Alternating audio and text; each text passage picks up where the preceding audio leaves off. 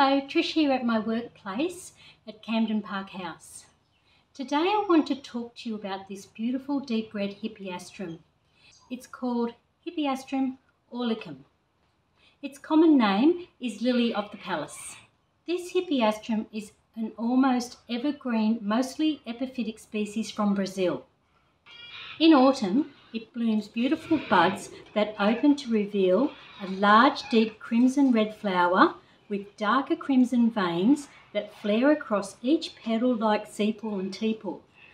The freshly opened flower reveals attractive purple anthers, and inside the trumpet flower is a beautiful green throat. Young bulbs shoot a robust single flower stem from one side of the flaky bulb. Older bulbs can shoot each side of a bulb.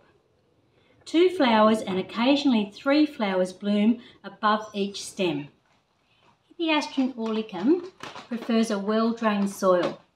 Keep it moist but not wet. And through summer, keep it a little drier because at that time the plant goes through a brief dormant period. In its natural habitat, this Hippeastrum is predominantly an epiphyte, but it can also be found on the ground. It prefers morning or dapple sun with afternoon shade. You can attach it to a tree as an epiphyte, grow it in a well-drained garden bed, or grow it in a pot. The bulb needs to be planted above ground level to ensure it flowers and to prevent the bulb from rotting. If grown in a pot, make a potting mix that contains equal parts of good quality potting mix or a fine orchid bark, perlite and coir fibre. I'll post the recipe in the description notes below. Hippeastrum bulbs multiply and are best left in a clump.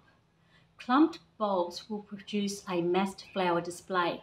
Hippeastrum are moderate feeders. This species can be fertilised in late summer after its short dormant period when the new leaves begin to emerge.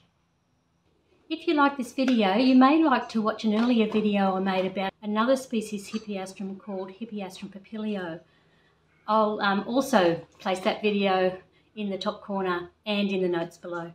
I hope you enjoyed this video. To help my channel, please subscribe. Thanks for watching, and I'll see you next time.